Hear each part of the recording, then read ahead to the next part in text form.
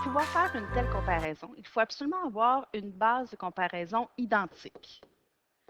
Bien, pour pouvoir comparer, il faut qu'il y ait quelque chose de pareil, puis on compare l'autre quantité.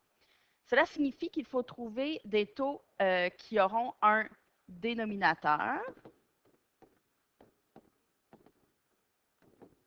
ou un numérateur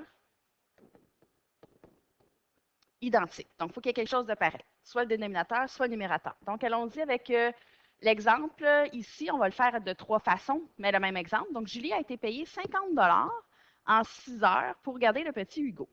Elle a été payée 40 pour avoir gardé la petite Maëlie pendant 5 heures. Donc, elle a été payée moins cher pour Maëlie, mais elle a fait moins d'heures de travail, ce qui est normal. Donc, est-il plus payant de garder Hugo ou Maëlie?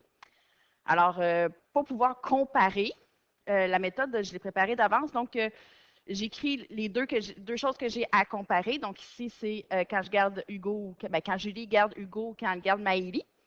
J'ai leur salaire de base que j'ai déjà tout de suite écrit. Et je vais comme me faire une espèce de boîte pour pouvoir comparer plus grand, plus petit ou égal. Mais pour ça, je vais me trouver des taux équivalents pour pouvoir comparer. Donc, soit même dénominateur ou même numérateur. Commençons avec le dénominateur parce que c'est ce qu'on fait habituellement d'instinct, parce que c'est plus facile comparer avec le même dénominateur. Donc, je vais trouver un dénominateur commun à 6 heures et 5 heures. Alors, ça va être 30 heures. Là, je sais qu'on ne gardera pas 30 heures de suite, c'est juste pour pouvoir comparer. Donc, dans les deux cas, je vais avoir le même dénominateur, je vais choisir 30 heures. Pour garder Hugo, donc de 6 heures à 30 heures, ben c'est fois 5. Donc, si je fais ça au dénominateur, ben je vais faire fois 5 au numérateur. Donc, 50 fois 5, 250 si elle le garde pendant 30 heures. Alors que pour Maëlie, passer de 5 heures à 30 heures, ben, c'est fois 6. Donc, si je multiplie le dénominateur par 6 pour que ça reste équivalent, je vais multiplier le numérateur par 6 aussi. Alors, 40 fois 6 me donne 240 Allons-y bien logiquement. Qu'est-ce qui est plus payant? Pour le même nombre d'heures de travail, est-ce qu'on est mieux de gagner 250 ou 240 Donc, le plus avantageux, le plus payant, donc le plus grand, qu'on va dire pour Julie, donc c'est de garder Hugo. Donc, je reviens ici. Donc, la méthode dénominateur, c'est si, celui qui a le plus grand numérateur, donc ici 250 par rapport à 240, est le plus grand. Donc, c'est pour ça qu'avec le même dénominateur, c'est facile de comparer parce que le plus grand, c'est le plus grand. Ce qui n'est pas le cas quand c'est le même numérateur. Donc, je repars avec les mêmes données. Hugo, Maëlie, 50 pour 6 heures, 40 pour 5 heures. Mais cette fois-ci, je vais trouver un numérateur identique. Alors, j'y vais. Qu'est-ce que je pourrais trouver d'identique pour 50 et 40 Donc, ça va être 200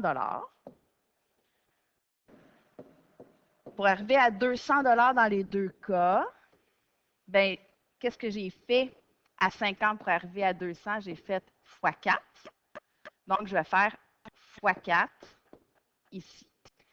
Je vais tout de suite aller faire mes flèches de couleur. Pour arriver de 40 à 200 pour Maëlie, attention, ici, j'ai fait x5. Donc, je vais faire x5 à son dénominateur. J'y vais 6 heures x4, ça va me faire 24 heures. Et 5 heures x 5 me fait 25 heures. Oups, pas dollar, heure. OK. Il faudrait bien que j'arrive à la même comparaison que c'est plus avantageux de garder Hugo. Que si je prends une façon ou une autre, il faut que j'arrive à la même réponse. Allons-y. Pensons gardiennage. Pour 200 dans les deux cas, je me fais 200 Bien, Julie se fait 200 Est-ce que c'est plus avantageux de garder pendant 24 heures ou pendant 25 heures pour le même salaire? Bien, le salaire le plus avantageux, c'est de travailler le moins longtemps pour le même salaire. Donc, effectivement, c'est encore garder Hugo qui est le plus avantageux. Et c'est là que c'est mélangeant.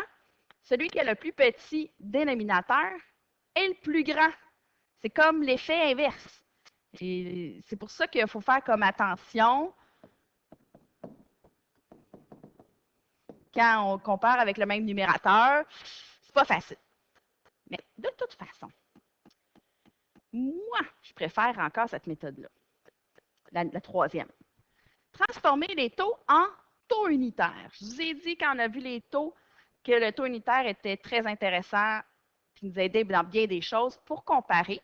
C'est toujours intéressant parce que le calcul se fait à la calculatrice. C'est sûr que si on n'avait pas de calculatrice, des fois, ça donne des nombres un peu bizarres et moins fun à diviser. Mais le taux unitaire, si on se souvient bien, c'est avoir une base de comparaison pareille qui est 1. Donc ici, on suggère toujours le dénominateur 1. Fait que je me reviens, dans le fond, c'est un mélange de méthode 1 avec le taux unitaire. C'est le même dénominateur, mais nécessairement le 1.